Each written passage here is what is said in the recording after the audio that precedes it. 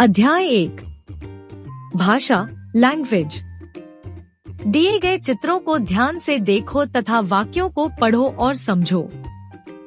दादी जी कहानी सुना रही हैं।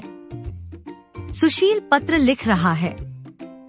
पिताजी गाना सुन रहे हैं। माताजी समाचार पत्र पढ़ रही हैं। हम दूसरों के विचारों को सुनकर अथवा पढ़कर समझते हैं।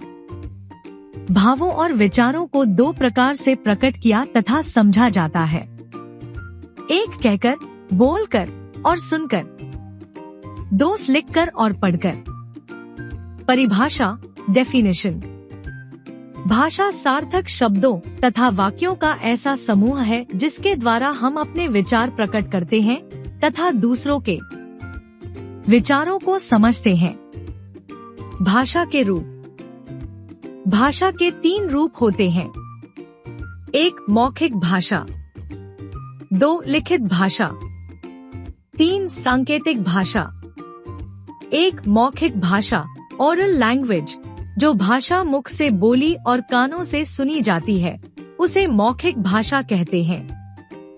2 लिखित भाषा रिटन लैंग्वेज, जो भाषा लिखी और पढ़ी जाती है, उसे लिखित भाषा कहते हैं।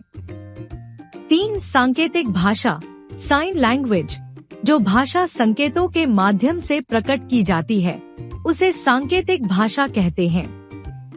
विश्व में अनेक देश हैं जहां अलग अलग भाषाएं बोली जाती हैं। हमारे देश भारत में भी भिन्न भिन्न भाषाएं बोली और लिखी जाती हैं, जैसे पंजाबी, बंगला, मराठी, तेलुगु, तमिल, गुजराती इत्यादि। भारत के अधिकतर राज्यों में हिंदी भाषा बोली जाती है। बहुत से सरकारी एवं अन्य कार्यों में हिंदी भाषा का प्रयोग किया जाता है, इसलिए हिंदी हमारी राजभाषा है। लिपि स्क्रिप्ट। जिन वर्णों और शब्दों में भाषा लिखी जाती है, उन्हें लिखने के ढंग को लिपि कहते हैं। प्रत्येक भाषा की अपनी एक अलग लिपि होती है। संस्कृत और हिंदी भाषा देवनागरी लिपि में लिखी जाती है। पंजाबी भाषा गुरुमुखी लिपि में लिखी जाती है। अंग्रेजी भाषा रोमन लिपि में लिखी जाती है। व्याकरण ग्रामर। प्रत्येक भाषा को लिखने और पढ़ने के लिए कुछ अपने नियम होते हैं। इन नियमों का पालन किए बिना हम कोई भी भाषा नहीं सीख सकते हैं। व्याकरण हमें यही नियम सिखाता है। परिभाषा डेफिनेशन। व्याकरण वह शास्त्र है जो भाषा को शुद्ध रूप में लिखना, पढ़ना और समझना सिखाता है। व्याकरण के 3 भाग होते हैं। 1 वर्ण विचार, 2 शब्द विचार, 3 वाक्य विचार। इनके विषय में हम आगे अध्ययन करेंगे। एक नजर में हम दूसरों के विचारों को सुनकर अथवा पढ़कर समझते हैं। भाषा सार्थक शब्दों तथा वाक्यों का ऐसा समूह है जिसके द्वारा हम अपने विचार प्रकट करते हैं तथा दूसरों के विचारों को समझते हैं। भाषा के 3 रूप होते हैं, मौखिक, लिखित तथा सांकेतिक। जिन वर्णों और शब्दों में भाषा लिखी जाती है, उन्हें लिखने के ढंग को लिपि कहते हैं। व्याकरण वह शास्त्र है जो भाषा को शुद्ध रूप में लिखना, पढ़ना और समझना सिखाता है। अभ्यास। 1 सही विकल्प पर टिक लगाइए। क भाषा के कितने रूप हैं? अ 2, ब 3, स 4।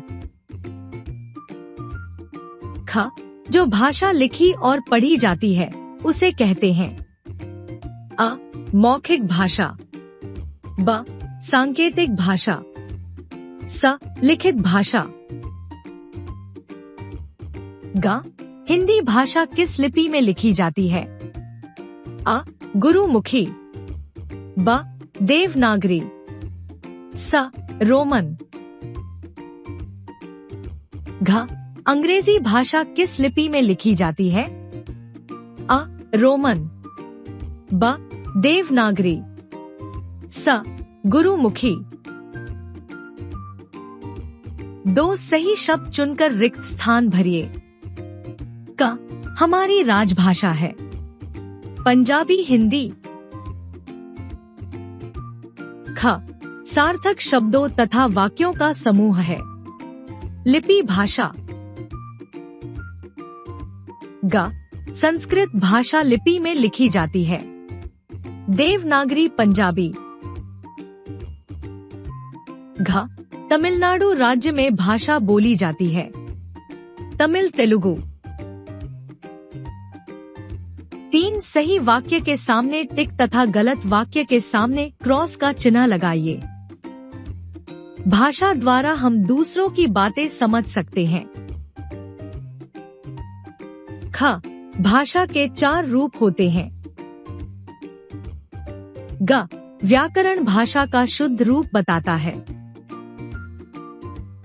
घ भारत में केवल हिंदी भाषा बोली जाती है। भाषा का लिखित रूप ही लिपि कहलाता है। 4 दिए गए चित्रों में भाषा के किस रूप का प्रयोग हो रहा है? लिखिए।